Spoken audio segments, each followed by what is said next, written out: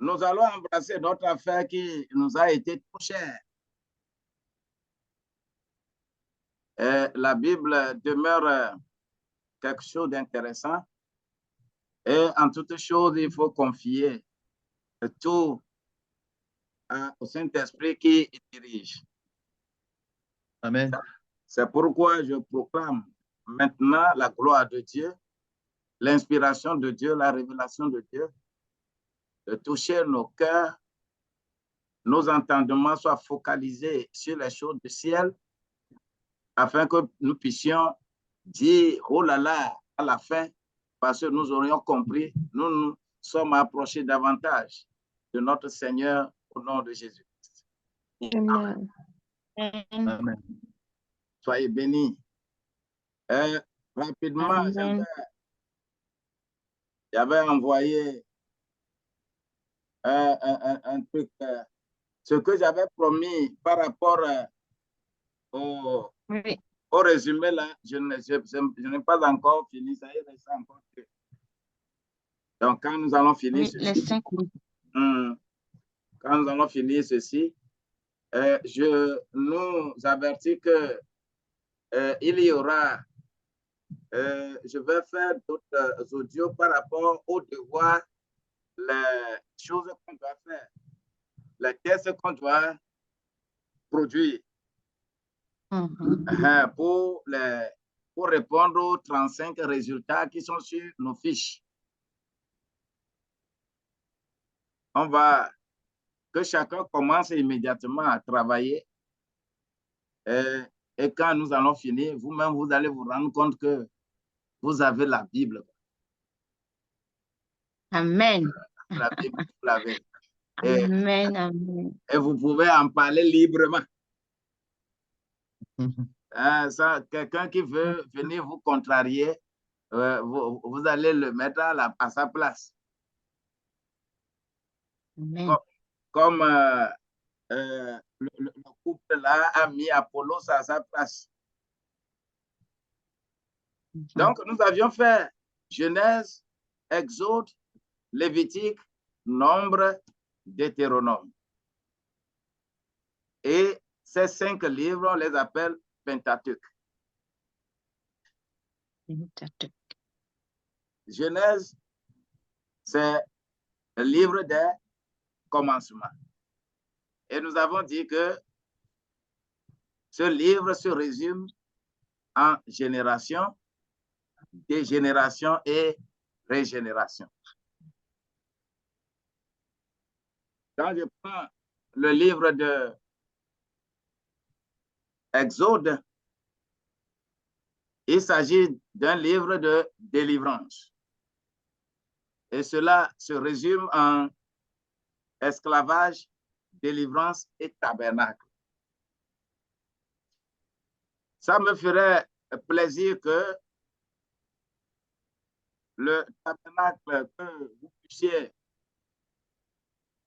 me le rappeler pour que je fasse un schéma vraiment de ce tabernacle-là. Le parvis avec tout ce qu'il y a dedans, le lieu saint avec tout ce qu'il y a dedans et le lieu très saint avec tout ce qu'il y a dedans avec leur explication. Donc, quand le tabernacle est construit dans Exode, dans Lévitique, on apprend comment on rentre dans le tabernacle. Là où Dieu est, c'est le lieu très saint.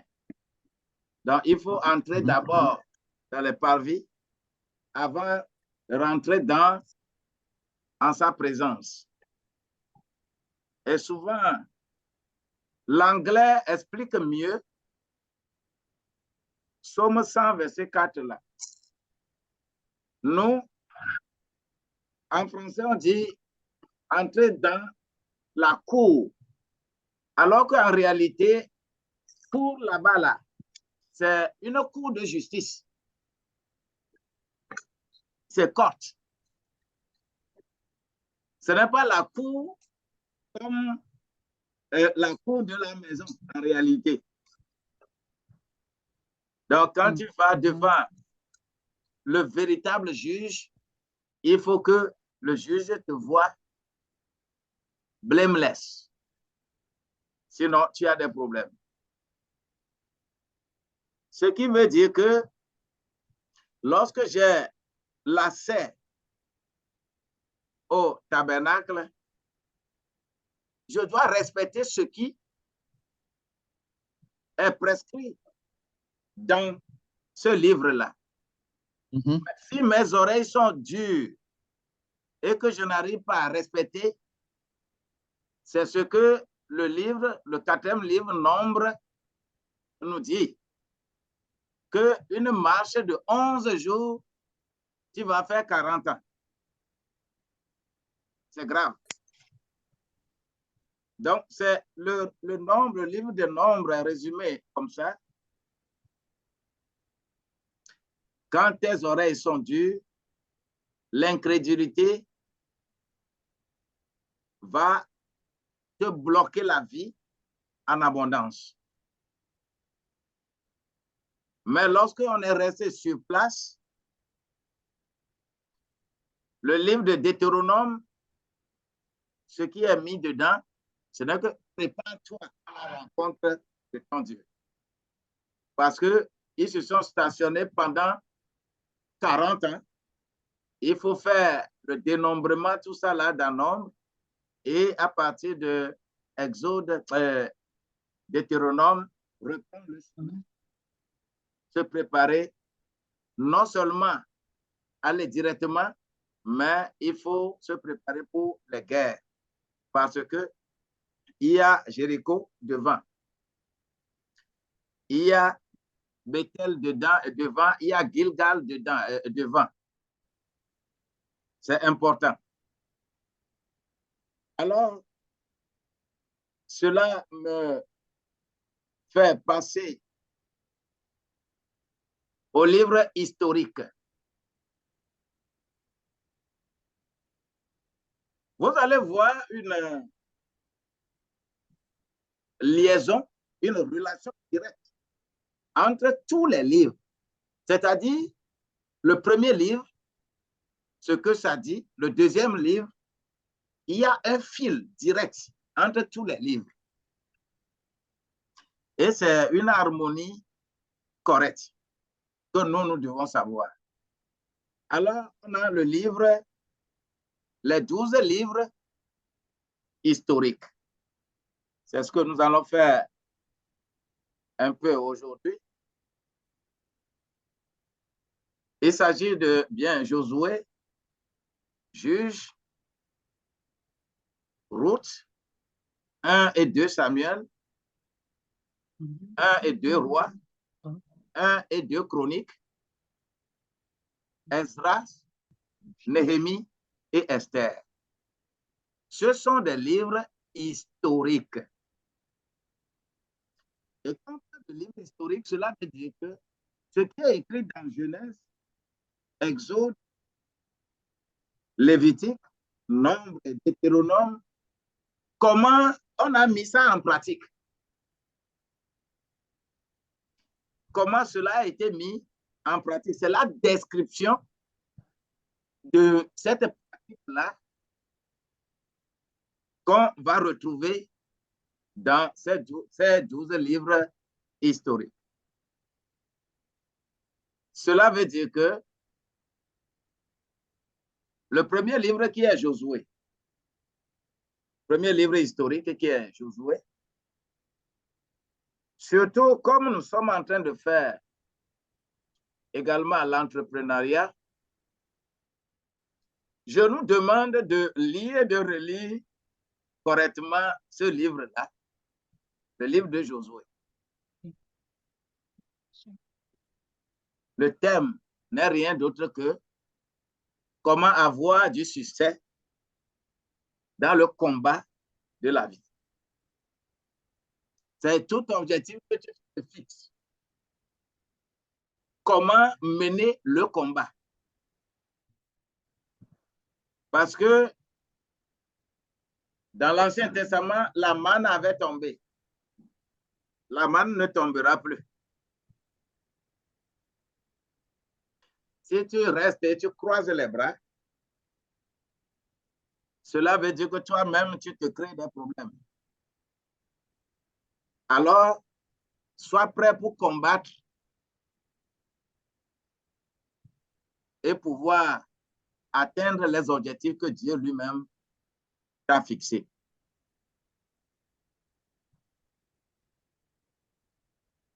Cette analyse dont il s'agit, analyse historique même de celui dont le nom est collé à ce livre, la formation qualifiante de Josué.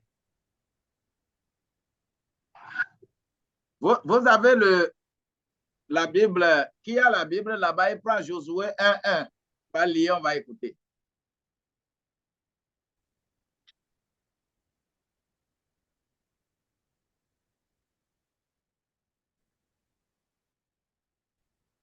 Hello? Oui, Josué 1. Josué 1:1. Après la mort de Moïse, après la mort de Moïse, l'Éternel dit à Josué, fils de Nun, serviteur de Moïse. Amen. Est-ce que Amen. qui a trouvé quelque chose un peu anormal là-bas? Allô? Oui. Qu'est-ce que On tu dis, n'a pas papa? compris. On n'a pas attendu la question. Je dis le verset qui est lu. Après Oui. la mort de Moïse, Aurélie, Josué, fils de Nun, serviteur Après, de Moïse. Qui a trouvé quelque chose un peu serviteur anormal? de Moïse. Hein?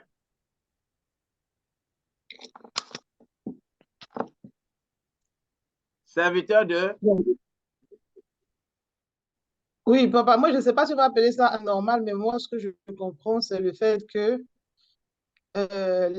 Moïse est reconnu comme le serviteur de l'Éternel, mais Josué est représenté comme serviteur de Moïse. Pas de l'Éternel directement, mais de Moïse.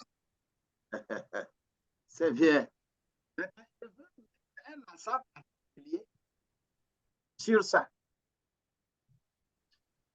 Vous savez, dans le livre de Josué, là, quand vous êtes en train de lire, vous allez vous rendre compte que on dit toujours Josué, fils de serviteur de Moïse. Moïse.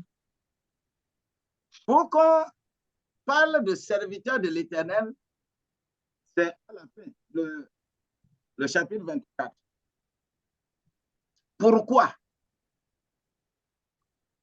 Josué, le grand Josué, Josué qui a fait de véritables combats.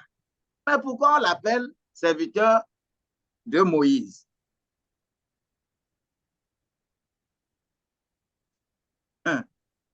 C'est pour nous dire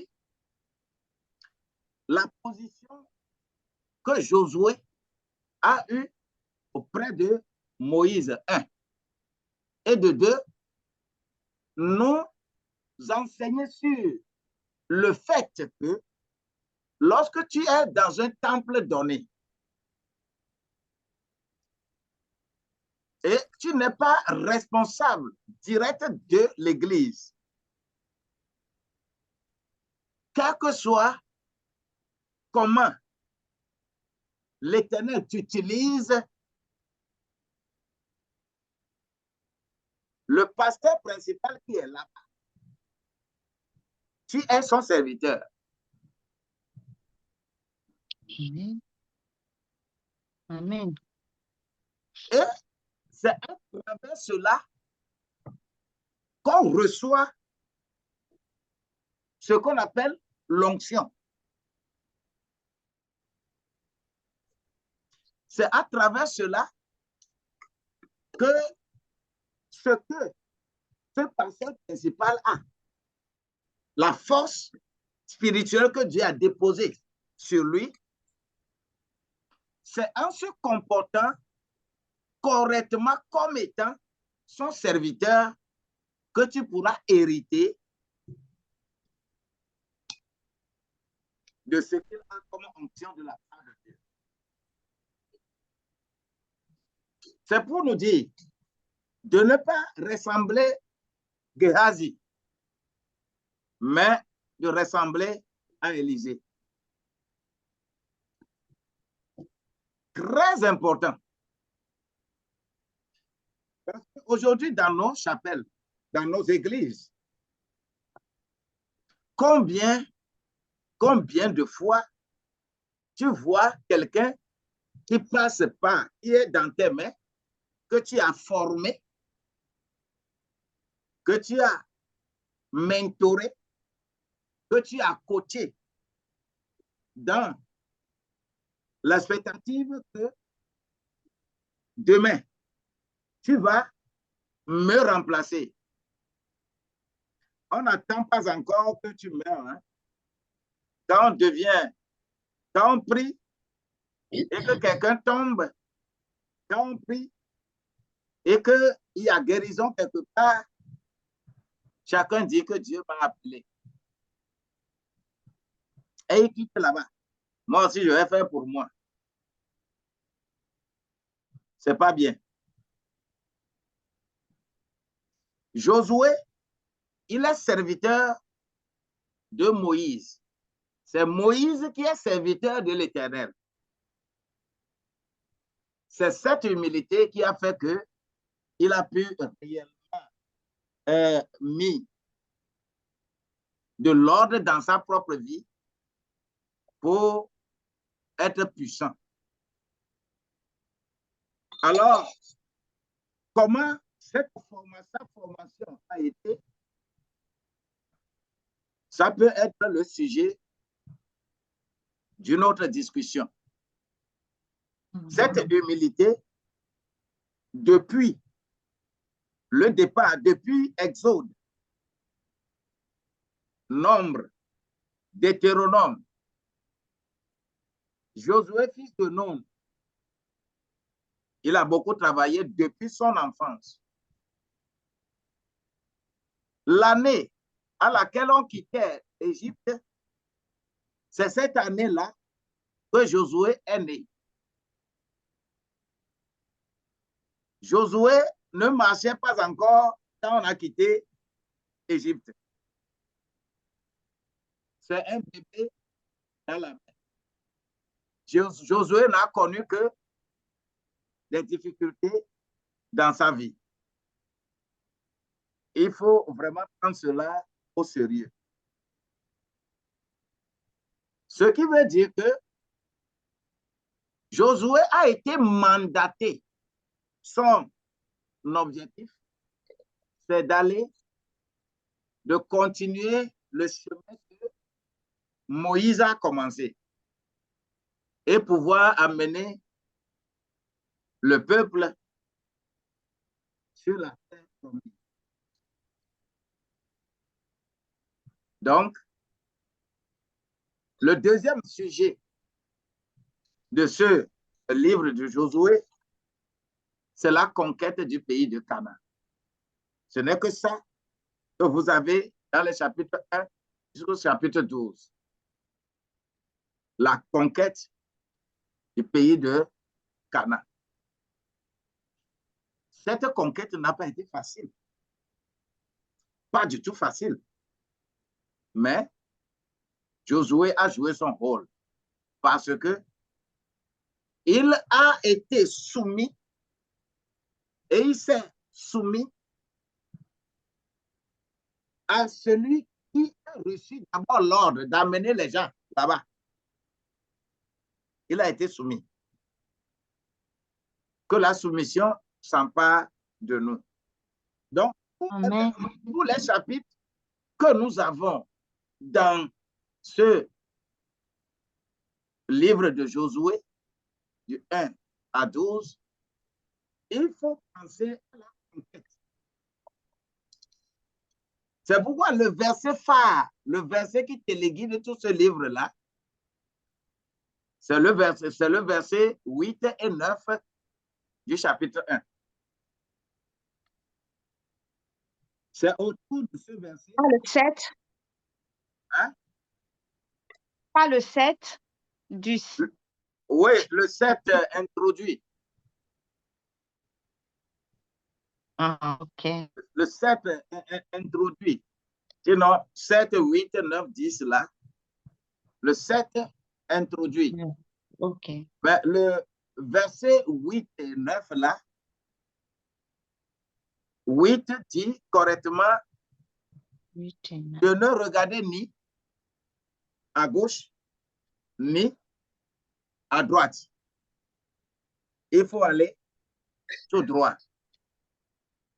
Non, Le vrai symbole de celui qui veut c'est le atteindre 7. réellement des objectifs. Et le verset 9 va le rappeler. Ne t'ai-je pas dit que prends courage, ne t'épouvante pas? On prend courage. Sinon, quand tu lis du verset 1 jusqu'au verset 10, là, c'est important, c'est terrible. Ce qui veut dire que la conquête, tout ce que tu vas vouloir faire dans la vie, que ce soit ta famille, que ce soit ton entreprise, que ce soit une organisation, que ce soit une association, c'est des objectifs qui sont fixés. Et il faut voir toujours cet objectif et ne pas regarder à gauche ni à droite.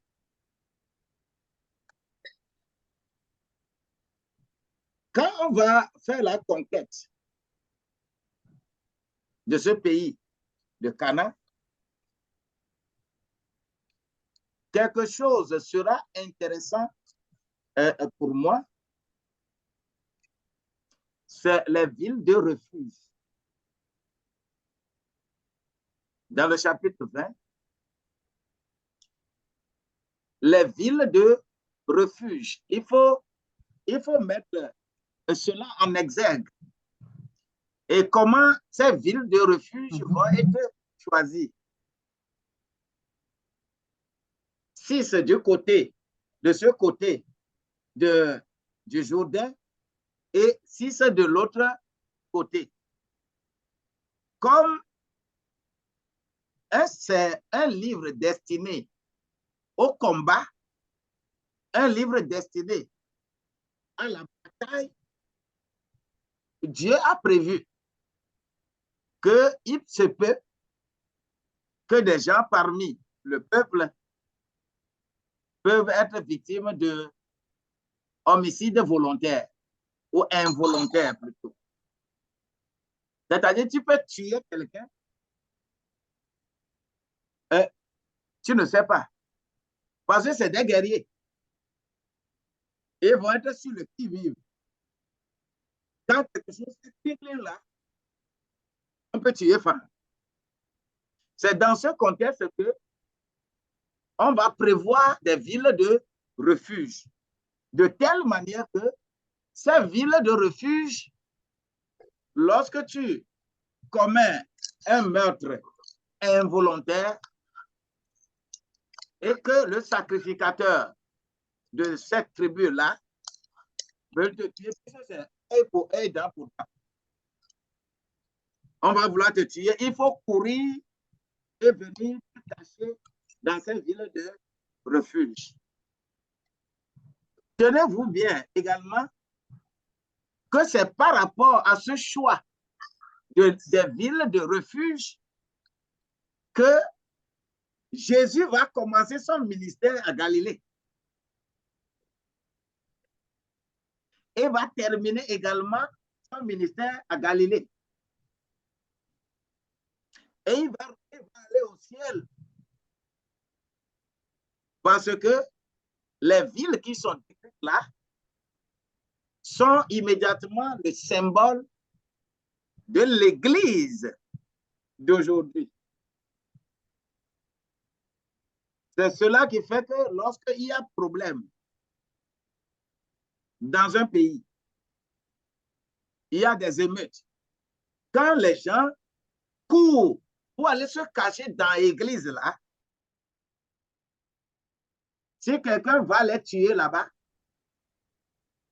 il sera traduit à la Cour internationale ou pénale. Parce qu'on ne tue pas dans l'église. La base de ce principe est déjà ici. Alors, la dernière leçon, la dernière chose que je vais retracer ici dans ce livre de Josué, je peux ramener ce papier que j'ai mis ici. Attends. Vous voyez ça?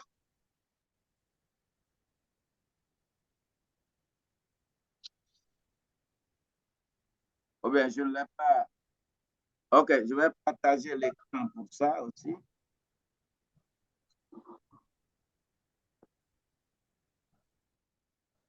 OK. J'ai mis certaines choses ici, des leçons spirituelles de ce livre de Josué. Une première leçon, c'est que Canaan est un type de vie chrétienne plus élevé, devant être gagné par la guerre. Aujourd'hui, tous les jours, notre vie chrétienne, ce n'est pas facile. Nous sommes en guerre. Toute notre vie, c'est la guerre. C'est pourquoi Job, lui, va dire dans son chapitre 1, chapitre 5, verset 1, que nos jours sont comme le jour des colporteurs ou des soldats.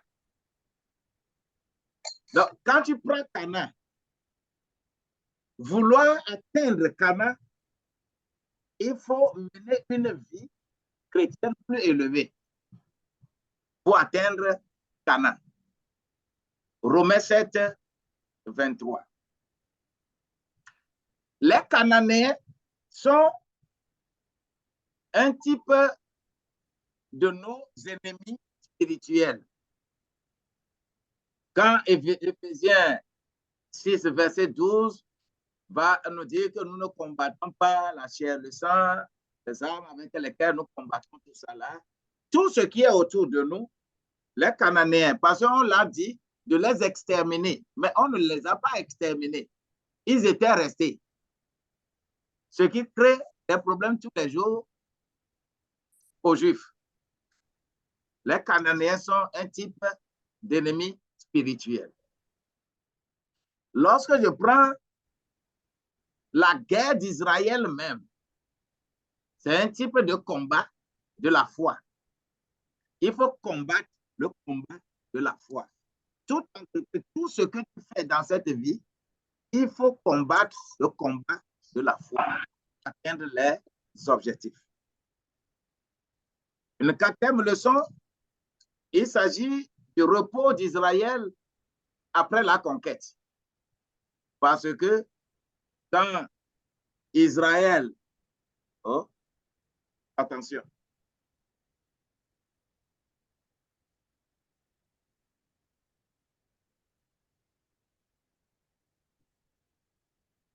Finie. semble comment? Voilà. Mon truc n'est pas bien chargé, voulait se décharger. Alors, je parlais du repos d'Israël. Ce que Hébreu 4 va beaucoup traiter. Quand on parle d'entrer en repos de l'Éternel, comme le 7e jour, l'Éternel s'est reposé. Tout ça là sont des types d'adoration. Et il faut que nous le sachions, qu'après le combat, le peuple s'est reposer. Donc, un type de repos de notre âme. Nous n'avons pas à nous en faire par rapport aux problèmes que nous avons devant. Aujourd'hui, nous ne combattons plus dans la chair, mais nous combattons en esprit. Et ce combat de la chair, si tu veux être dedans, tu seras anéanti. Mais quand tu es en esprit, tu gagneras tous les combats au nom de Jésus-Christ. La cinquième leçon, là, il s'agit des Cananéens en partie soumis, parce qu'on les a soumis. C'est un type de péché obsédant inconquis. C'est-à-dire, Hébreux 12, verset 1, là, nous avons, ainsi donc, nous avons dans les nuages, quand nous serons dans le livre des Hébreux, on va en parler. Et c'est important que ces leçons spirituelles, qu'on puisse les prendre au sérieux. Alors, je vais quitter le livre de Josué.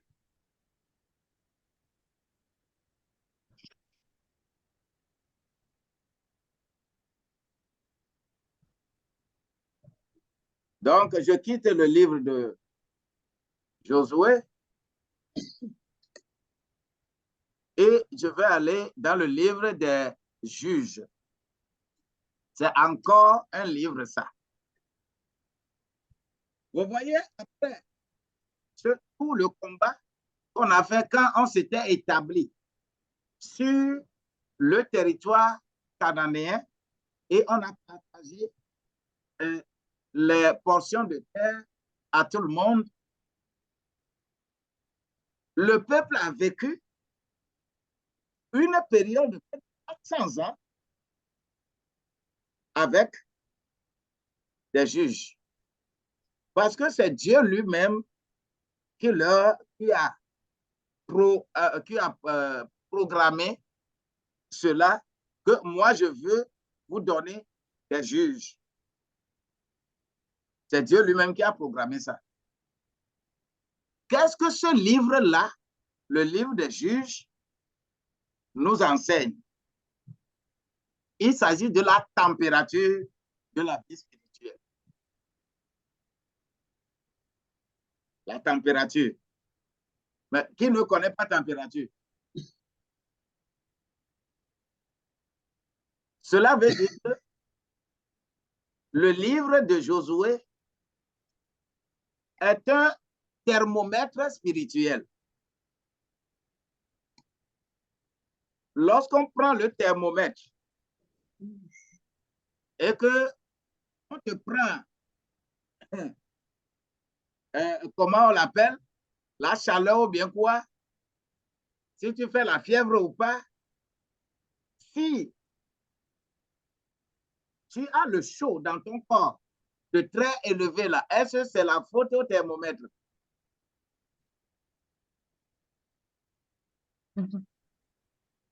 Hein? Pas du tout. Ah, vraiment. Ce livre-là, vous allez voir que c'est dans ce livre qu'il y a eu la première guerre civile sur la terre. Le premier élément, c'est à travers ce livre-là qu'il est écrit que le juste va tomber 7 fois, mais le Seigneur va le relever. C'est le livre de Juges dont on fait allusion. Donc, il y a 3 périodes de désobéissance et de punition. Quelque chose me chagrine de temps en temps dans ce livre-là. Quand le peuple a les oreilles dures, le peuple ne veut pas respecter les lois et préceptes de Dieu, Dieu envoie toujours un ennemi pour les mater. Et c'est Dieu lui-même qui permet ça. Il envoie toujours des ennemis pour mater le peuple. Et vous allez voir que c'est quand l'ennemi a tellement fait, l'ennemi a tellement dominé que Dieu permet que celui qui va sauver le peuple, c'est en ce temps que Dieu va le faire naître. Dieu ne prend jamais quelqu'un, dans ce livre-là, ne prend jamais quelqu'un qui est déjà grand et je te choisis pour le faire. Quand le peuple est en train de gémir, dominé par les ennemis, c'est en ce temps que Dieu va faire naître un enfant qui va grandir dans le problème, connaître le problème, comprendre le problème et grandir pour pouvoir les sauver. C'est pourquoi ce livre est l'histoire de près de 400 ans. Il y a la période immédiatement après la mort de Josué. Et quand Josué était mort, c'était de l'anarchie. C'était le monde Canaan était invivable. Ce qui veut dire que chacun fait ce qui lui plaît. C'est pourquoi il y a 7 périodes, 7 apostasies et 6 servitudes et guerre civile. Quand vous allez regarder cette première partie du chapitre 1 jusqu'au chapitre 2, verset 10, c'est les histoires de après la mort de Josué. Vous savez, un chef qui est tellement charismatique que les Blancs appellent charismatique, parce que quand on appelle charismatique là, c'est qu'on t'insulte. Le Blanc ne va jamais appeler son frère Blanc, il est charismatique. C'est au Noir qu'on va dire qu'il est opposant charismatique, il est le leader charismatique, alors que quand on parle de leader charismatique, cela veut dire que tu es plus intelligent que tout le monde. Dans ton pays là, dans ton village, dans ta ville là, il n'y a personne qui soit intelligent comme toi. C'est ce que ça veut dire. Et c'est comme ça, lorsque quelqu'un est très considéré, il est charismatique, quand il meurt, c'est difficile de le remplacer. Puisqu'il faut encore quelqu'un d'autre qui a plus ce charisme, plus élevé, pour le remplacer. Mais quand il n'y a pas, c'est toujours problème. C'est l'histoire de des partis politiques, des pays, tout ça là, quand un président n'est plus, c'est difficile de le remplacer. Les gens vont mourir beaucoup. C'est biblique. Donc, les 7 apostasies, apostasie veut dire quoi? Les gens tournent dos à Dieu. À Dieu. Les gens ne veulent plus adorer Dieu.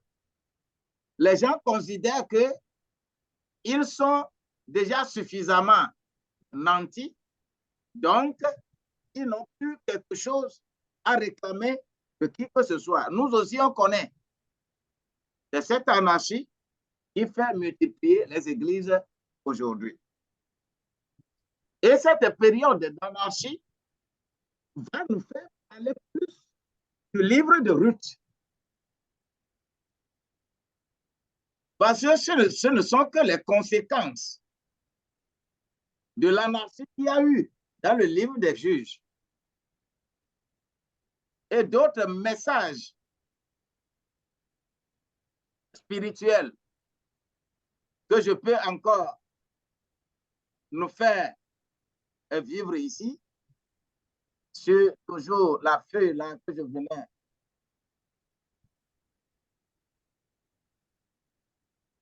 de montrer.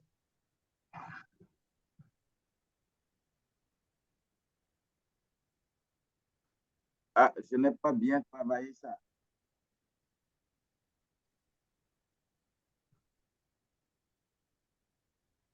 Le livre des Juges, je préfère aller sur l'autre feuille, toujours.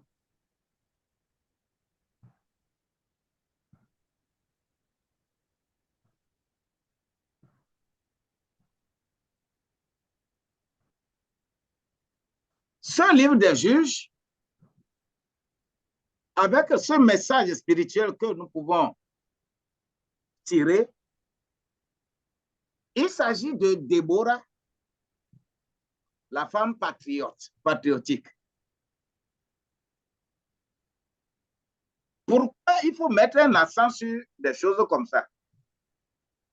Aujourd'hui, il y a beaucoup qui discutent du rôle de la femme En l'Église. Il y a beaucoup qui discutent. Mais alors que, en tant que lecteur, avec un regard spirituel de la Bible, tu dois comprendre les mots comme cela se doit. Et il faut mettre dans la tête que femme égale Église. C'est ça la Bible. Le mot femme veut dire Église. C'est pour cela que le symbole de la polygamie que les gens discutent, par exemple, dans la Bible, le mot polygamie ne se retrouverait pas dans la Bible. Mais Dieu n'a pas condamné fermement la polygamie, tout simplement parce que c'est l'ombre des choses à venir. C'est l'explication des choses à venir. Ce qui fait qu'aujourd'hui, les églises que nous avons là, le schéma des églises réelles que nous avons aujourd'hui, ce schéma n'est pas dans la Bible. Dans la Bible, tu vas trouver les églises de maison. Et la première église qui a été annoncée dans la Bible, c'est Genèse 37, versets 9 et 10. La première église. Lorsque Joseph eut encore un songe et dit que j'ai vu le soleil et la lune et 11 étoiles se prosternaient devant moi. Son papa a su en même temps, a compris rapidement la chose, que Joseph est un appelé. C'est un appelé. Que tu disais oui ou non, c'est comme ça. Et toi, tu veux que moi, ton papa, Jacob, ta maman, Rachel, et tes grands frères, on va s'agenouiller devant toi? C'est ce que tu peux dire? Tais-toi. C'est l'ossature de la première église, ça. Église c'est la femme. Dieu, c'est l'homme. Les fidèles de l'Église, c'est les étoiles. C'est la première chose. C'est pourquoi on dit que l'homme donne instruction et la femme donne enseignement. Proverbe 1, verset 8. Aujourd'hui, ne comprenons pas la terminologie réelle de ce qu'on appelle femme lorsqu'on a ces écrits de façon spécifique, des écrits d'application spécifique. On prend là-bas femme doit, femme doit, femme doit, femme doit, et on généralise. Alors que la véritable chose de l'Église, c'est femmes qui enseignent les enfants à la maison. L'homme ne reste pas à la maison. L'Église de maison. Et pourquoi Déborah, qui est une femme véritablement patriotique, va jouer un rôle très éminent. Donc, nous pouvons développer cela après. Gédéon, lorsqu'on prend Gédéon, avec la puissance, homme valeureux, mais Gédéon, quand tu vas lire, quand tu vas regarder sa vie, tu verras que Dieu choisit des gens et toi aussi, tu dois t'en inspirer pour être choisi. Quand tu prends Jephthé, je n'ai compris quelques 4 parmi les 14 ou 15 juges qui sont dans le livre des juges, en commençant par Othniel, Ehud, Déborah, Samson, ainsi de suite. Samson, le faible homme fort. Ce sont des caractères spirituels desquels il faut vraiment apprendre spécifiquement des leçons. Ce ne sont pas des personnages pour lesquels il faut copier ce qu'ils ont fait, aller chercher exactement ces choses aujourd'hui. Il y a des gens qui disent que moi, je suis appelé, je casse les idoles des gens. Et on attend, je dis, nous allons aller casser les idoles des gens. Parce que Gédéon a fait. Faisons beaucoup attention. L'anarchie de ce livre-là va avoir pour conséquence le livre de Ruth. Pourquoi le temps d'anarchie là? C'est parce que on ne sait plus quoi, qui fait quoi sur la terre là.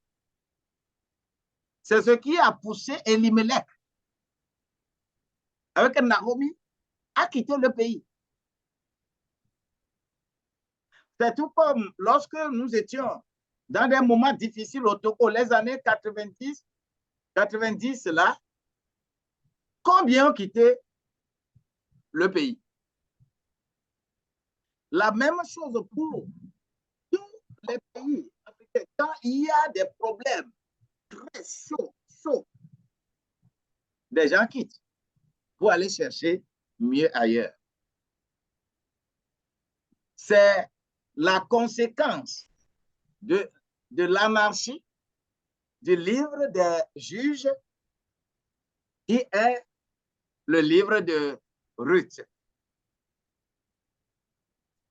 Donc, tout simplement, je ne vais pas trop parler dans le livre de Ruth, mais je vais seulement parler de la validité du sang de Jésus pour le rachat. Parce que Boaz,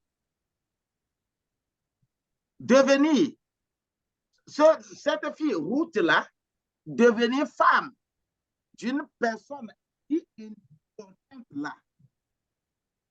C'est le véritable symbole de la barrière brisée. Quand tu prends le livre de Ruth, il faut immédiatement faire la similitude avec le livre de Esther. Dans Ruth, c'est païenne qui vient vers un homme, un juif. Mais dans Esther, c'est une juive qui va aller vers un païen. C'est des livres qui brisent la barrière entre les peuples. C'est le véritable enseignement du livre de Ruth. Et comment nous, en tant qu'humains aujourd'hui, nous devons quitter ce que nous appelons nos adorations, la manière dont nous allons nous changer et devenir enfants de Dieu, c'est le schéma du livre de Ruth, mais qui est une conséquence de l'anarchie qui régnait en Israël. Elimelech, Naomi, avec ses enfants, ils vont prendre le chemin, pensant qu'ils vont trouver du véritable refuge là, mais les deux fils vont mourir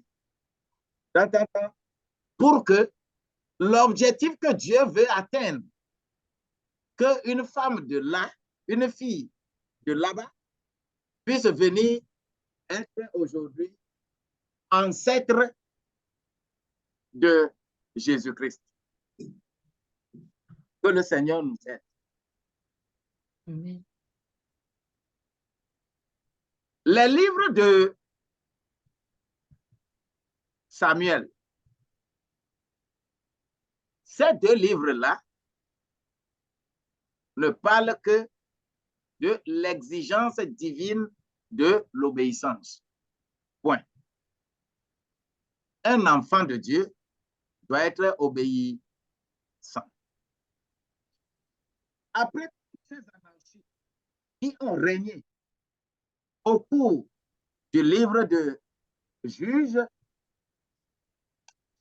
Dieu va mettre fin aux juges en choisissant le dernier juge et qui est en même temps prophète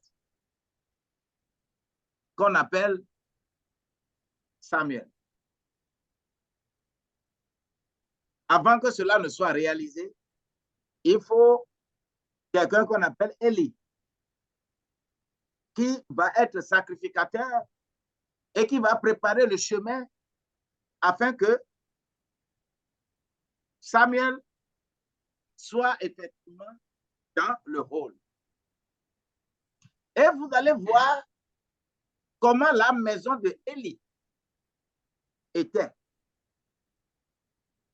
Tout cela ne sont que les conséquences, les retombées de l'anarchie qu'il y avait eu dans le livre des Juges. Cette période d'anarchie va faire en sorte que le rejet de la sacrificature sera constaté. Parce que il faut que nous le sachions que Dieu ne prend pas en réalité plaisir au sacrifice. Le problème de sacrifice, c'est pour nous enseigner l'humilité. Comment nous-mêmes, nous devons nous sacrifier. Donc, il y a la période de rejet de la sacrificature dans ce livre de 1 Samuel et 2 Samuel. Les deux livres, nous les prenons ensemble. Samuel est le dernier juge. Mais trois caractéristiques, trois hommes-là, Samuel, Saül et David. Samuel, Saül, David. C'est leur histoire dans ces livres-là. Samuel étant le dernier juge, le peuple s'est révolté. Le peuple va dire que, attention, nous là, nous voulons aussi des rois. Pour que Dieu mette une différence entre sa volonté et la volonté des humains, Dieu va permettre à ce que ce peuple-là choisisse Saül. Alors que Samuel n'était pas d'accord. Samuel ne voulait pas. Mais Dieu, le peuple réclamait roi. Le peuple disait que nous aussi, nous voulons que notre roi soit devant nous. Et que tous les peuples nous entourent, les pays, les peuples limitrophes, ont tous des rois. Mais pourquoi? Vous allez voir l'anarchie, là où l'anarchie est arrivée, là où la rébellion est arrivée, jusqu'à ce que même ils se sont rebellés contre Dieu. Dieu, lui, veut des juges. Eux, ils veulent le roi. Et c'est ce que nous avons aujourd'hui également.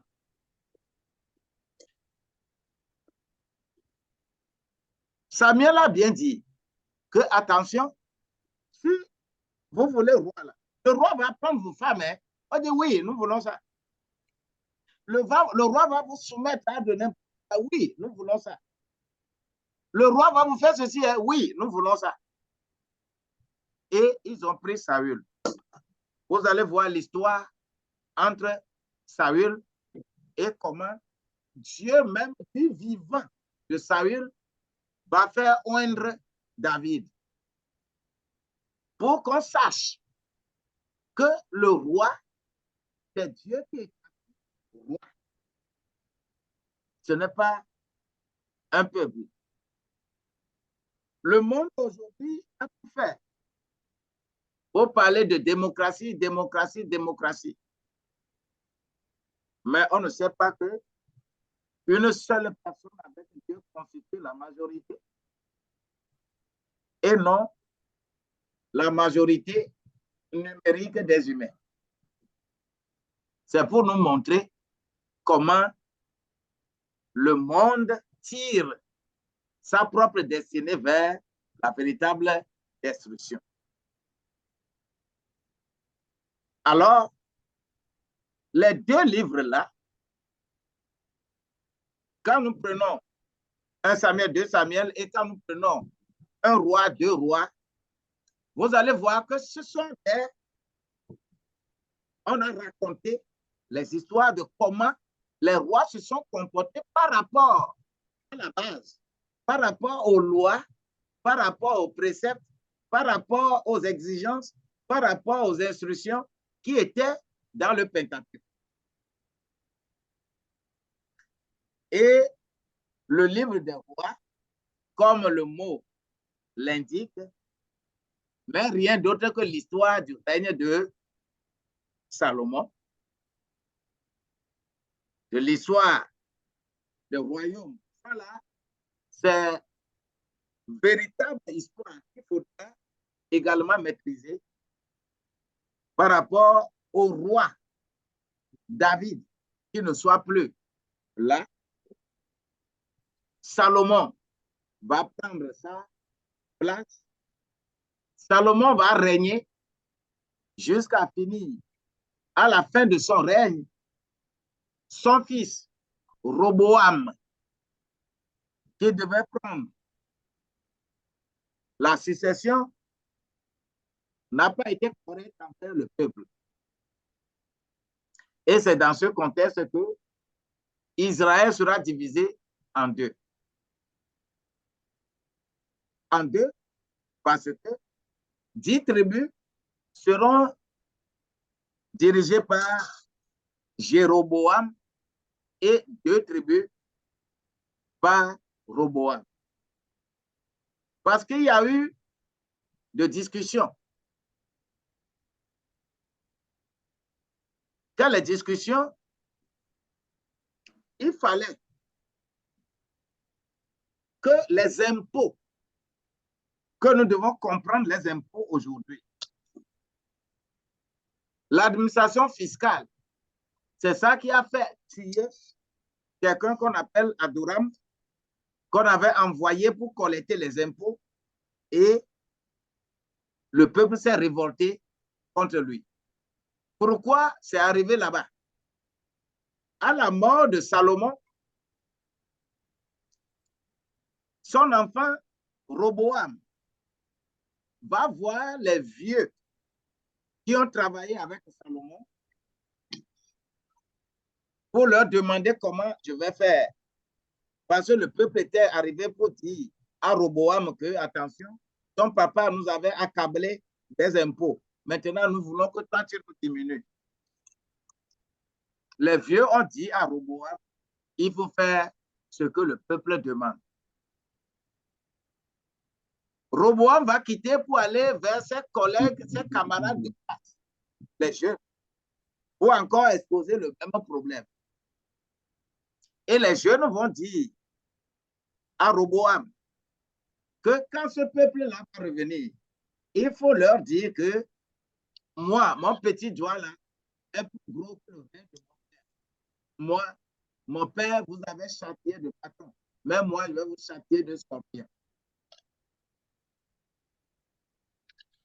Et c'est dans ce contexte que on va envoyer Adoram pour collecter les impôts. Le peuple a tué Adoram et Roboam a vu que effectivement le peuple s'est révolté. Et Roboam a fui pour aller se cacher à Jérusalem. Le peuple a rappelé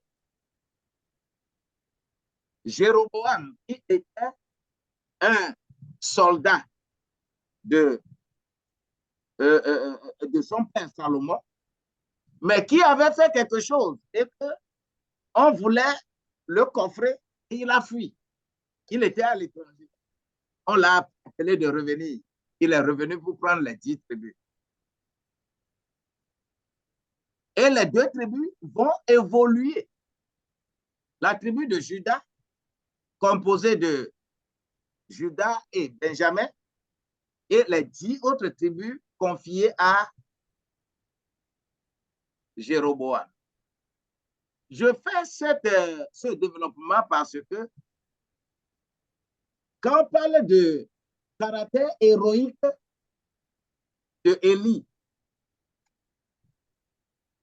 les rois se succédaient sur le trône des 10 tribus, les tribus d'Israël et de Juda. Les prophètes sont appelés soit pour Israël, soit pour Juda. Élie, il faut bien souligner ça, Élie n'a été appelé qu'à cause de Achab et Jézabel. C'est sa mission. Le prophète Élie n'a été appelé qu'à cause de Jézabel et de Achab. C'est pourquoi lorsqu'il va faire jusqu'à ce que ces deux-là sont morts par rapport à la prophétie, la mission d'Élie est finie et Élie a pris Élisée pour aller traverser Jourdain et partir au ciel sans goûter la mort.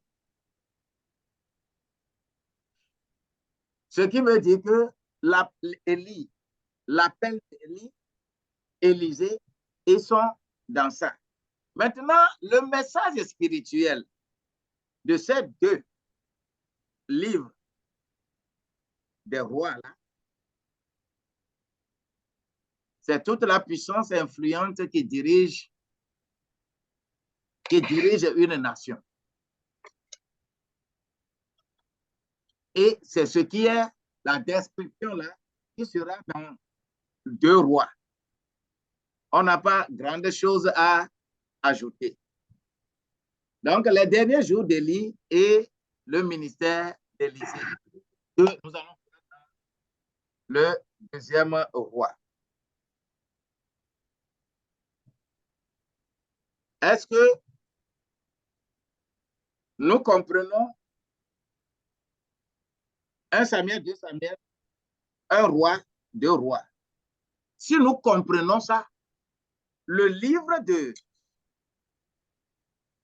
des chroniques là n'est encore qu'une reprise. Vous allez voir que 1 roi, 2 rois, 1 Samuel, 2 Samuel sont des descriptions, mais 1 chronique et 2 chroniques sont des rappels. Dans un sens spirituel, pour reconstituer les faits et que les enfants de Dieu reconnaissent correctement la force et la puissance de Dieu à travers ce qu'il a œuvré dans la vie des acteurs de 1 roi, 2 rois, 1 Samuel, 2 Samuel. C'est pourquoi vous allez voir des répétitions avec quelquefois des différences. Et les gens vont dire que la Bible a des contradictions. La Bible n'a pas de contradiction. Quand on fait le recensement de militaires, des gens qui peuvent aller combattre, c'est différent qu'on fasse des recensements généraux ou qu'on fasse le recensement économique. C'est-à-dire, il y a tout dans ce contexte-là. Et au niveau spirituel, comment le Saint-Esprit a œuvré dans les 4 livres-là, on les retrace dans les 2 livres des chroniques. Et pourquoi on parle plus de généalogie dans le livre des chroniques? Il faut être de la source pour parler au nom du peuple. Donc, cette généalogie, c'est une très longue généalogie, hein, du chapitre 1 jusqu'au chapitre 9 de premier livre de chroniques. Il faut très, très bien lire. Parce que Esdras va nous confirmer certaines choses. Et comment le règne de David a été spirituellement, c'est le livre des chroniques qui en parle. Le règne de gloire de Salomon, c'est le livre des chroniques qui en parle.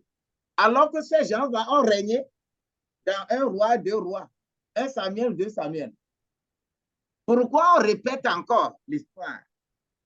C'est le côté spirituel qui est retrouvé ici. Dans les 4 livres-là, c'était chronologiquement. Mais dans le livre de Samuel, c'est comme nos vieux, de temps en temps, on peut nous réunir et nous parler de l'histoire. C'est ce qui est dans le livre des chroniques. Donc, nous devons être en mesure de mettre cette différence-là entre les livres pour ne pas lire quelque chose dans 1 roi, 2 rois, 1 Samuel, 2 Samuel, et regarder un peu contradiction et revenir ici. Parce qu'il y a des chiffres qui persuadent. Quand on dit que l'armée, une armée, on veut persuader l'ennemi, vous pouvez avoir 100 000 hommes dans l'armée, mais il y a des informations de persuasion. On peut dire que notre armée là, nous avons 300 000 soldats. On donne l'information. C'est une information qui arrive à entretenir la paix dans le camp adverse. Vous allez voir ces phénomènes-là comme ça dans le livre des Chroniques. Dans le roi de Juda, de Roboam jusqu'à Sédécias. Qui connaît pourquoi nous mettons les deux là, Roboam et Sédécias? Ce sont les rois de quelle division?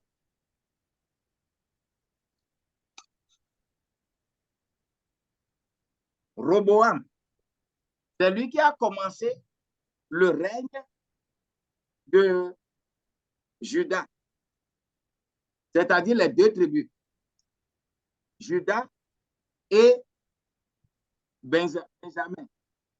Les 10 tribus sont de l'autre côté. Roboam a commencé, mais Sédécias va être le dernier roi quand Nebuchadnezzar va venir brûler Jérusalem, casser Jérusalem. Et il faut qu'on dispose une séance sérieusement pour voir la différence entre ces deux peuples, Israël et Juda. Et quelles étaient les conséquences liées à tout ça là? Nous en avons besoin.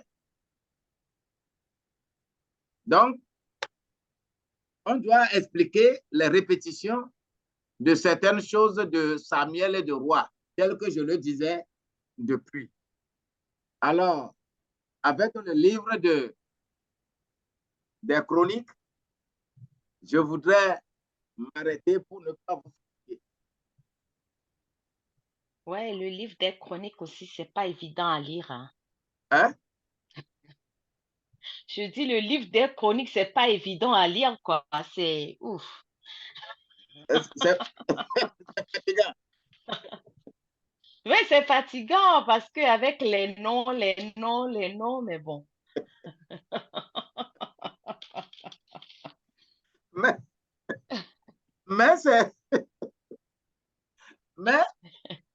il faut faire l'effort parce que c'est...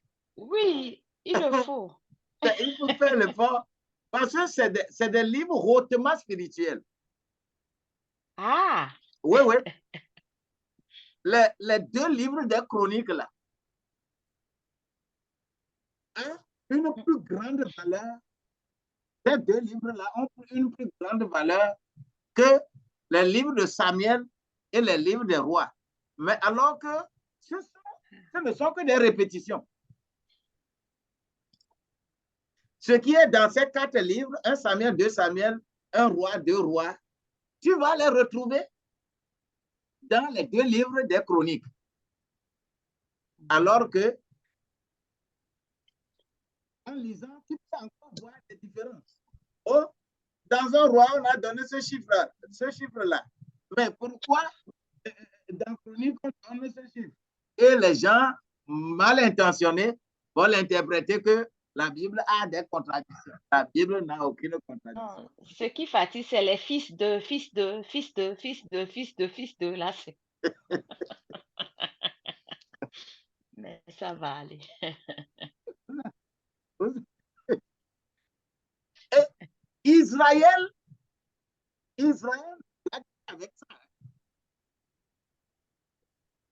Israël ne blague pas avec généalogie. Et c'est ça qui constitue sa force. Vous savez, moi, par exemple, ici, il me serait difficile.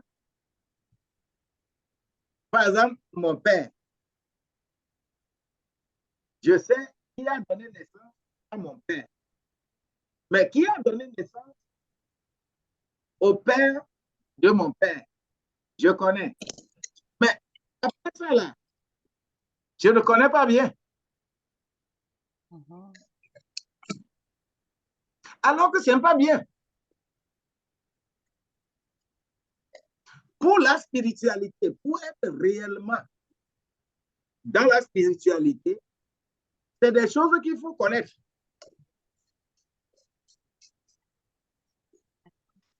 Vous allez voir que dans le livre de Josué, quand nous lisons Josué au chapitre 6 et chapitre 7, comment on a conquis Jéricho et comment Josué a maudit Jéricho. Cette malédiction a fonctionné près de 400 ans. La terre de Jéricho ne produisait pas. Les choses étaient difficiles. Il a fallu que c'est dans un roi, au temps de Ahab, le roi cruel, en son temps, qu'il y a un certain Hiel qui va avoir révélation et découvrir cette vérité pour affranchir Jéricho. C'est pour nous dire encore que la vérité qui affranchit, s'il est écrit dans Jean 8 et 31, vous connaîtrez la vérité et la vérité vous affranchira là. Cette vérité qui t'affranchit n'est écrite nulle part dans la Bible. Si tu cherches verset dans la Bible que c'est ça la vérité qui t'affranchit, tu te trompes. Mais la vérité qui t'affranchit réside dans ton nom, réside dans le nom de ta famille. La vérité qui t'affranchit réside dans ton arrière-parent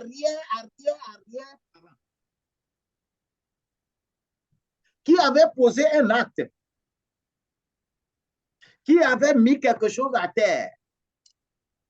Et ce qu'il avait fait là constitue aujourd'hui le fardeau que les enfants, les petits sont en train de transporter.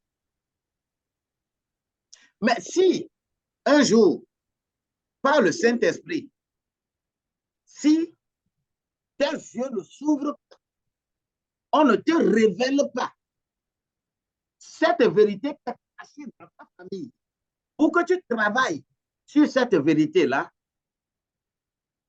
toi aussi, tu vas mourir dans la même chose. Toi aussi, tu t'es converti correctement. Tu as reçu le Christ. Quand tu meurs, tu vas aller au ciel. D'accord. Mais la terre, là, sera difficile pour toi.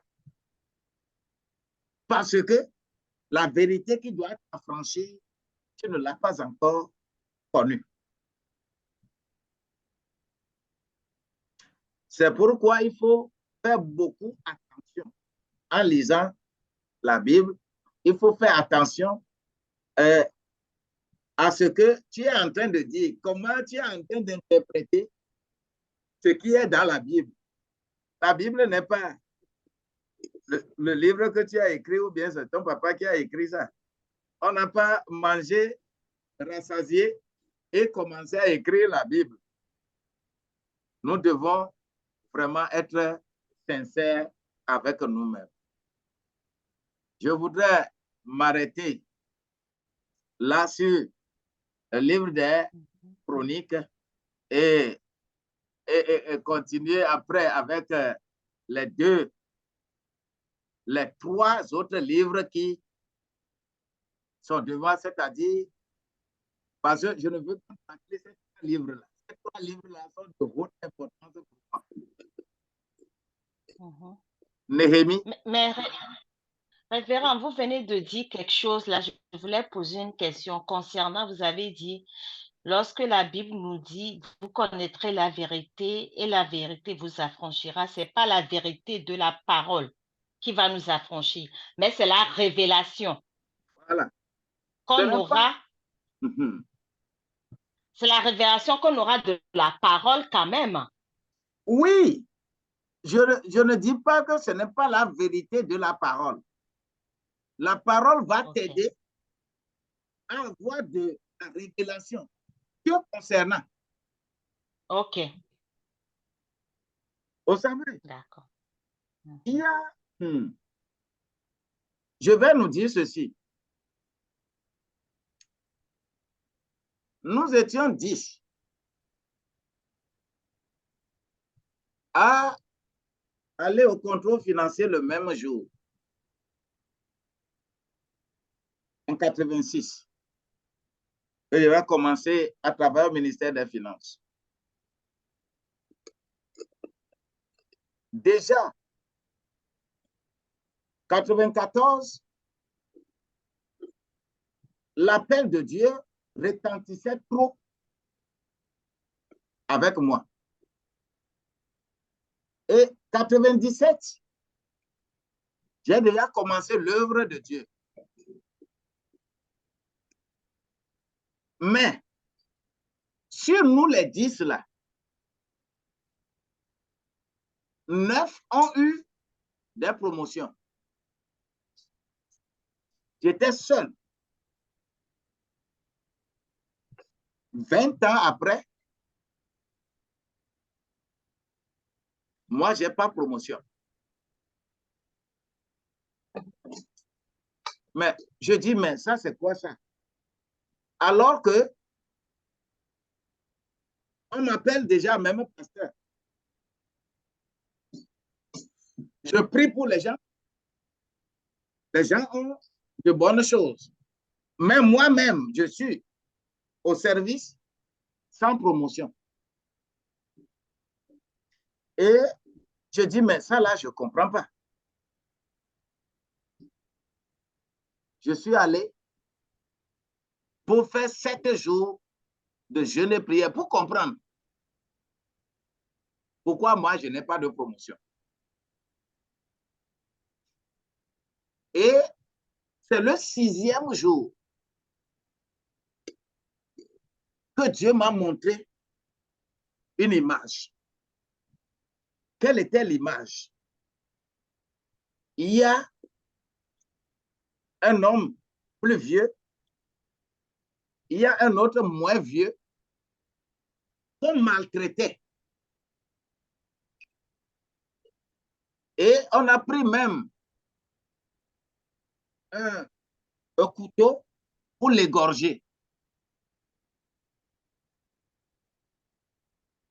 Et je dis, mais qu'est-ce que ça veut dire? Et quand on voulait le tuer, il prononçait des paroles avec des pleurs.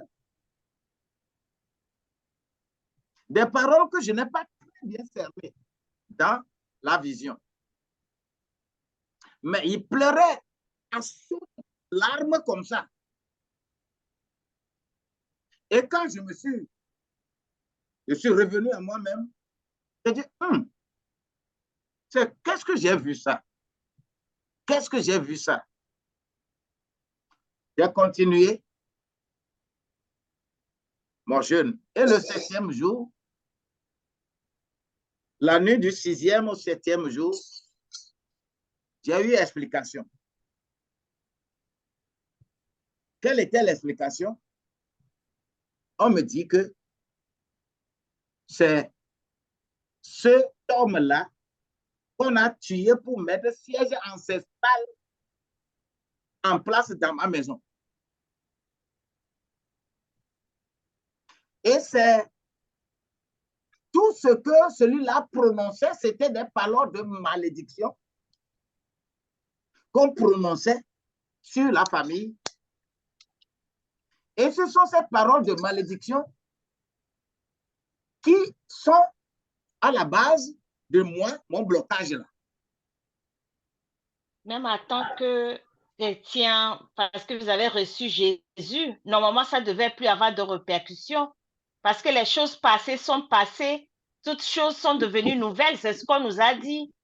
Ça, c'est une des erreurs des enfants de Dieu. Amen. Lorsque Ou bien, ma soeur, toi, si tu as attendu ça, non, les choses passées sont passées. Si, mais c'est ce que les gens disent parce que aussi, ne nous laisse pas aller chercher la connaissance. Quand tu as le salut, Trop parler, papa. quand tu t'es donné à Christ là, quand tu meurs, tu vas au ciel. Il n'y a aucun problème là-dedans. Mais pour que la terre, tu dois faire sur la terre là, et manger et atteindre tes objectifs sur la terre là. Ce n'est pas la même chose. Aïe. Ce n'est pas la même chose. Tu dois travailler, te battre. C'est ce que nous avons dit, le combat dans le livre de Josué. Ce n'est pas pour rien que j'insistais là-dessus.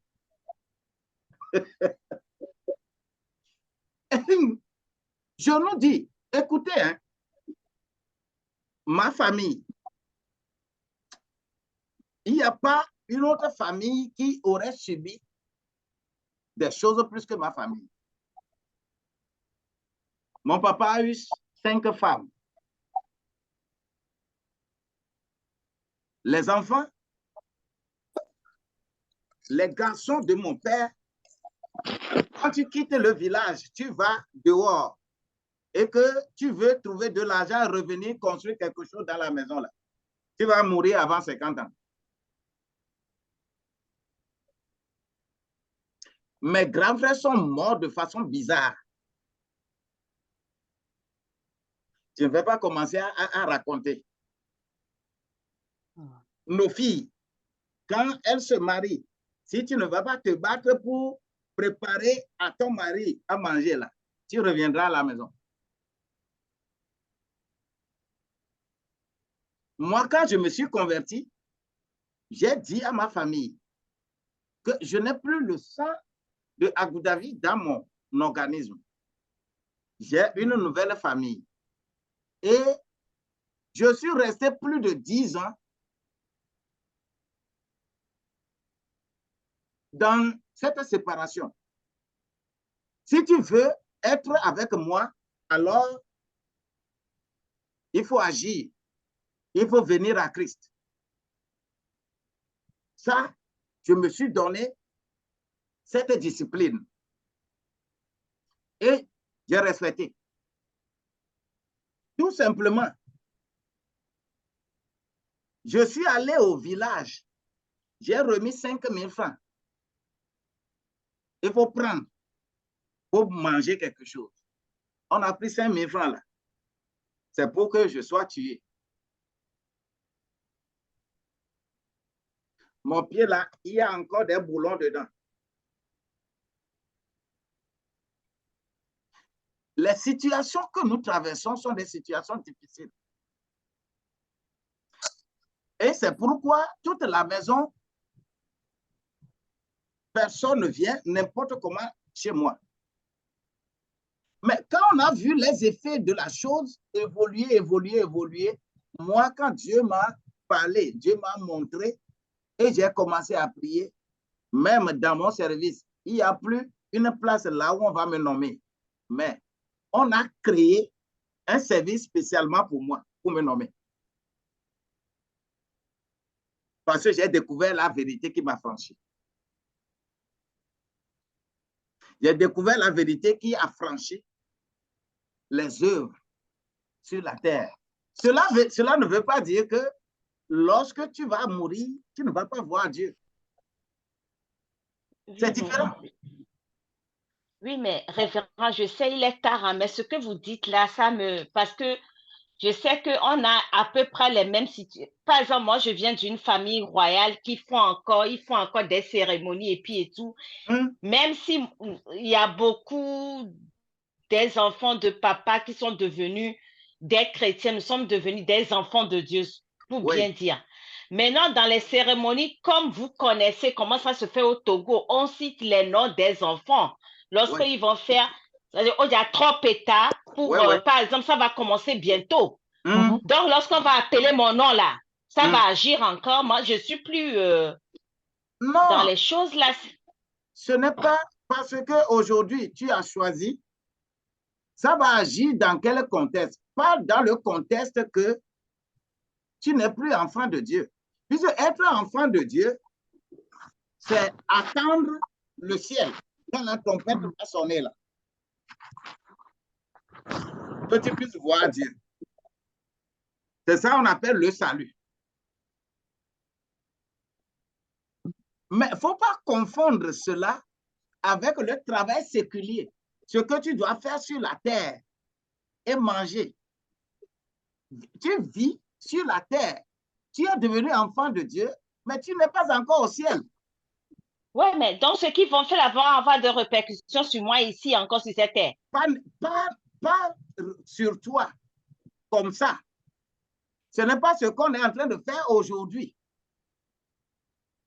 Mais ce qui avait été posé, le mal qui avait été posé, par exemple, pour fonder la chose là-bas. Oui, mais comme vous avez expliqué, c'est plus le sang de la famille Agoudavi qui est dans votre sang. Moi aussi, je vais dire, c'est pas le sang Congo, c'est le sang de Jésus, mais non. Tout à Donc, fait. je peux neutraliser ça par cette parole. Tout à fait. C'est pour cela que on te dit de vivre une vie sincère. Mais si tu ne vis pas la vie chrétienne et tu cherches à faire autre chose mélangée là, tu vas avoir des attaques. Aujourd'hui, c'est ta vie que tu mènes dans le Christ qui te protège. Amen. La vie de sainteté, la vie de sincérité que tu mènes dans le Christ là, c'est ça qui te protège. Mais si tu fréquentes l'église, les préceptes, les commandements, les principes qui sont là, et que tu ne les respectes pas, hein, elle a dit là. Tu vas là, avoir, je peux dormir tranquille. Par la grâce de Dieu, je peux dormir tranquille. Tout à fait. Mais... Parce que c'est pourquoi on parle des armes offensives et des armes défensives. Dans 2 Corinthiens, chapitre 6, versets 6 et 7. Les armes défensives, c'est notre vie. La vie que nous menons. La bonne vie que nous menons. Si nous ne tombons pas dans les péchés et autres, nous sommes protégés. Amen. On a des armes défensives. Mais si tu vadrouilles, toi-même tu fréquentes l'église, tu dis dans la bouche que oh, moi je suis devenu chrétien, et que tu fais n'importe quoi, ce qu'on fait là-bas, tu vas la voir. Ce qu'on fait là-bas, tu vas la voir. Et c'est ça, ce qui est difficile à faire comprendre à la communauté des chrétiens. Parce que les enfants de Dieu, tu marches sur la terre. Tu es devenu enfant de Dieu, d'accord. Mais tu marches sur la terre. La terre a ses principes. Le nom qui est collé à ta vie, le nom Congo, là, c'est un nom qui avait été donné avec une cérémonie donnée. Et ce nom, quand on fait des cérémonies, on va appeler ce nom-là. On va toujours appeler ce nom. Mais si tu mènes une vie qui n'est pas une vie qui plaise à Dieu, tu seras vulnérable. Parce que tu dis dans la bouche que tu es enfant de Dieu. Mais tu te trompes. Un enfant de Dieu a une vie ordonnée. Un enfant de Dieu a une vie qui plaise à Dieu. Et c'est ça notre protection. C'est ça qui fait que nous n'avons pas les effets. C'est ça qui fait que quand on va appeler les gens, les ancêtres de nos maisons, nous ne serons pas atteints. Sinon, c'est menace permanente de tous les jours. On dit que quand l'esprit mauvais sort de quelqu'un, Matthieu 18, quand l'esprit mauvais sort de quelqu'un, est-ce qu'il va loin? Non. On dit qu'il va se promener dans les déserts un peu partout et ne sachant pas où se reposer, chaque fois il revient regarder. Regardez. Là où je suis sorti là, celui qui m'a renvoyé, est-ce qu'il est là? Est-ce qu'il est là? Il repart. Ce qui veut dire que ta maison, la maison que tu es, nous sommes maison, temple de Dieu. Il faut que l'Esprit de Dieu soit en nous. Mais il ne faut pas l'attrister.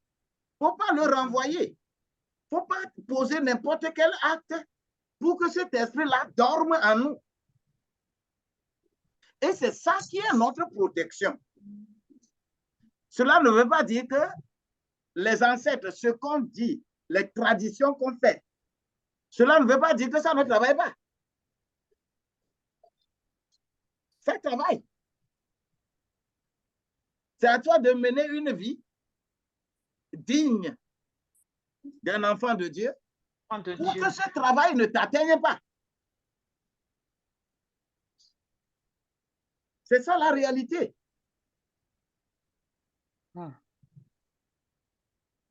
C'est pourquoi vous allez voir beaucoup de gens, ils sont devenus enfants de Dieu, ils vont à l'église, ils chantent bien, ils dansent bien, ils prient bien, ils font tout bien, mais à un moment donné, un choc, quelque chose va se passer que personne ne va comprendre. Parce qu'il y a une autre vie en dehors de sa vie faciale que vous voyez là. La vie de sainteté qu'il montre devant les gens là. Il y a d'autres choses cachées qu'il fait dans le secret que vous ne pouvez pas comprendre. Les esprits se battent aujourd'hui toujours. Et nos parents, tels que nous disons qu'ils sont perdus, eux aussi, ils disent que notre enfant là est perdu. Et chaque fois, ah oui? Oui, c'est vrai. C'est vrai, hein? C'est vrai, c'est vrai. Ils disent que notre enfant là est perdu. Et tout ce qu'eux aussi vont faire pour que tu leur reviennes, ils doivent le faire.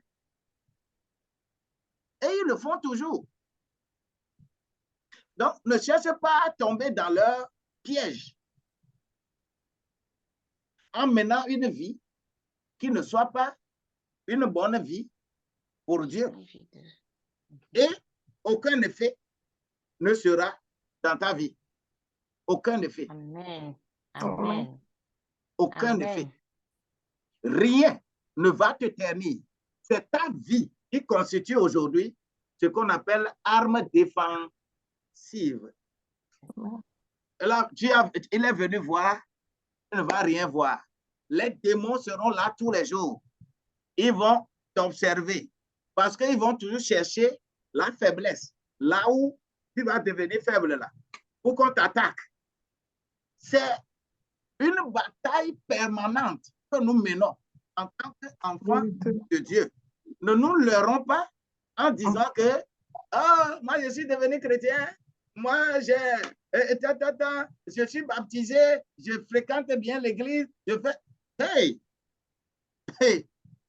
à moins que tu ne sortes pas d'une maison où la maison est forte. Il y a des ethnies, des peuples, leur maison, il n'y a aucune force là-bas. Et ils peuvent s'amuser en faisant ça. Mais nous, nos maisons là, sont des maisons fortes.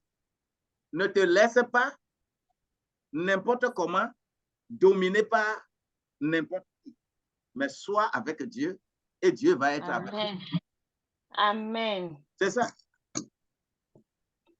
Donc, moi, j'ai pu découvrir la vérité qui m'a franchi.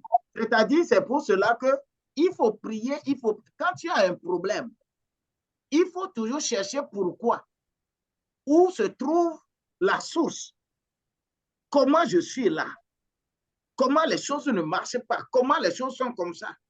La source vient d'où? Si même le prêtre Josué, dans Zacharie, le prêtre Josué, il est prêtre, hein? Mais l'Éternel des armées est venu pour lui faire du bien.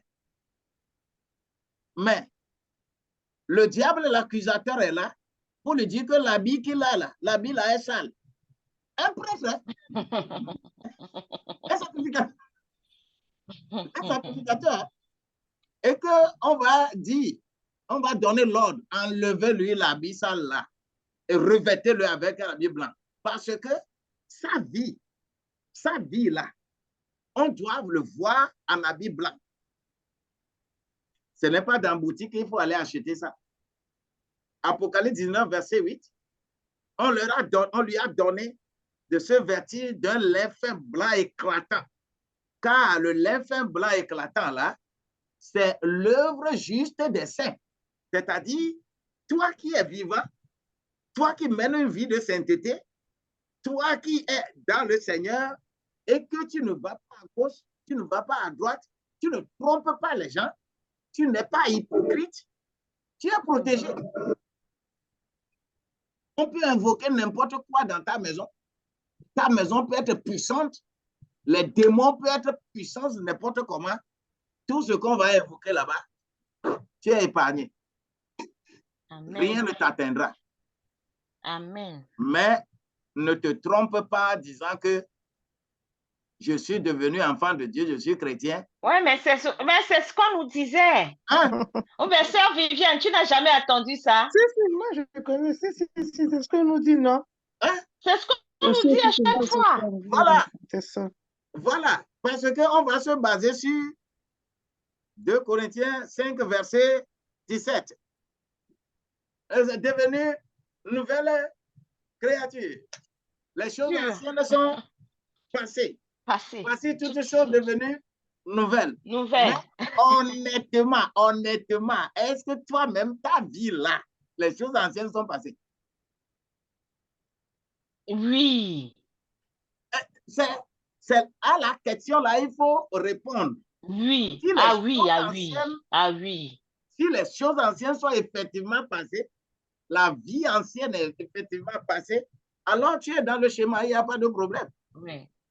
Même il y a des choses qu'on faisait avant, on n'a même plus envie de faire. Hein? Voilà. Mais la sœur Congo, exemple. ce que tu es en train de dire, la maman, tu es en train de dire, c'est que, tu vois, les choses comme on faisait, on va parler, si on va être dur un peu, on va parler de l'avortement ou bien la prostitution. Non, moi je parle de, par exemple, papoter même là. Ma soeur, si tu as papoté avant moi là, je peux papoter au téléphone des heures. Hein. Même maintenant, même lorsque quelqu'un, même les gens qui papotent, on faisait ça avant. C'est comme notre hobby, quoi. Mais les gens là, même c'est bizarre. Les gens là ne me téléphonent même plus. Parce qu'on dit que je suis plus bien dedans. Mais regardez en Europe, on est ici là. L'hypocrisie, même est vraiment la pire pierre que nous avons tous, que nous transportons. Voilà. Parce qu'ici, il faut savoir travailler avec tout le monde.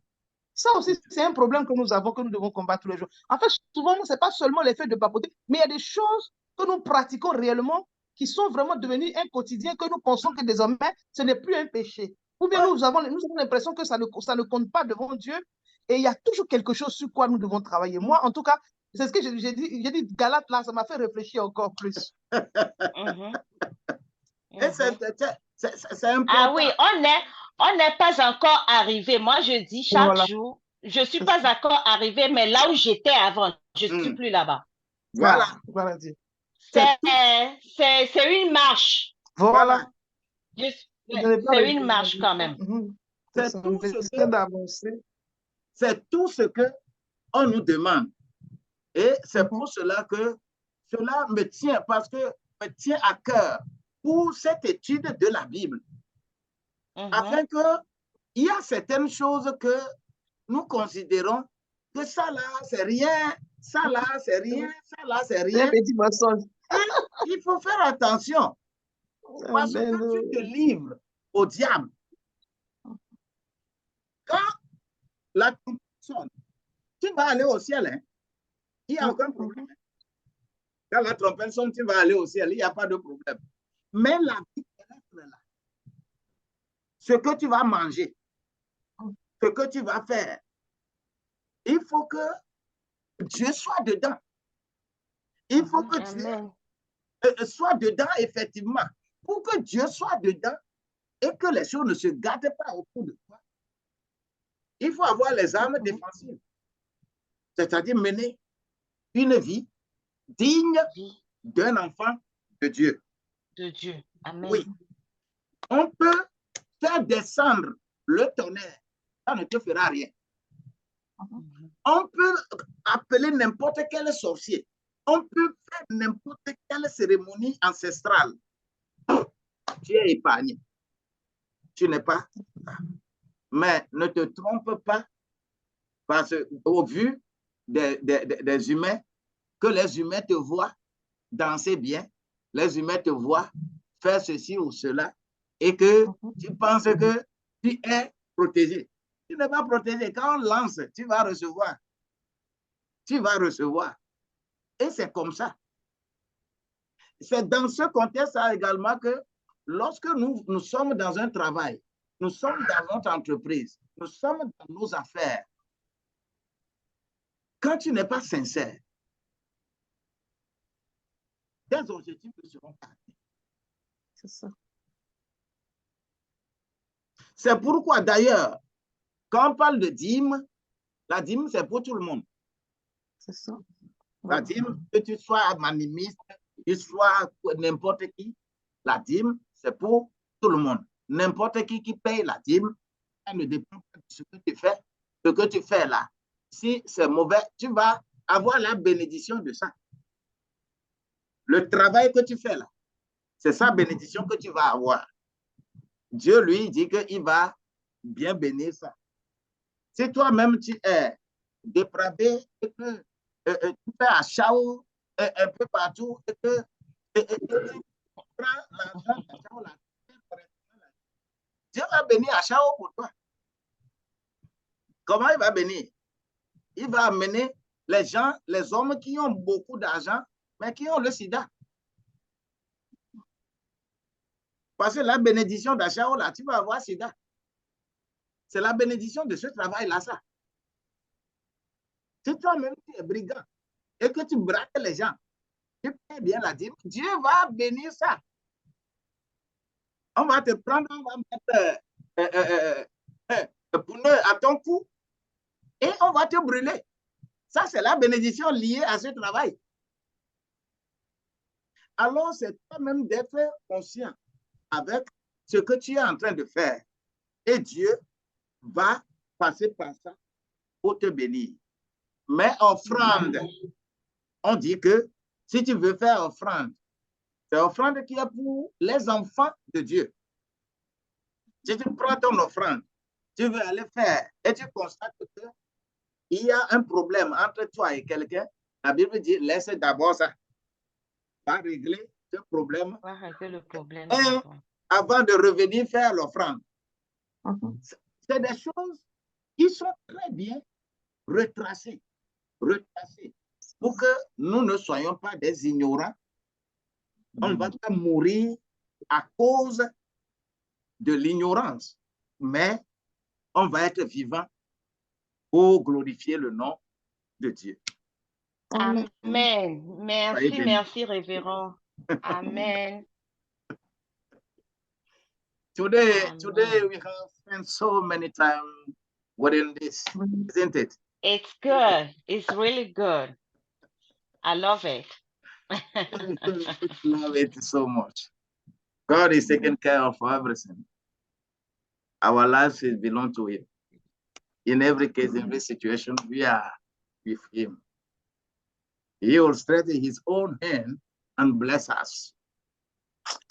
And say hello to our life and arise us from the depths.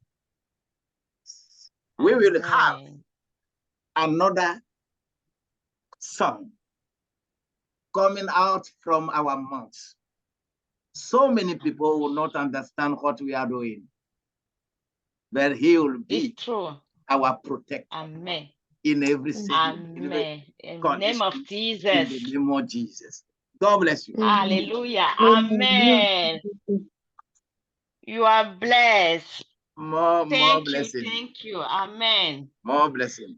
Oh, bonne nuit, sœur Viviane. Dorine, je n'ai pas écouté Dorine ce soir. Ah, God bless you.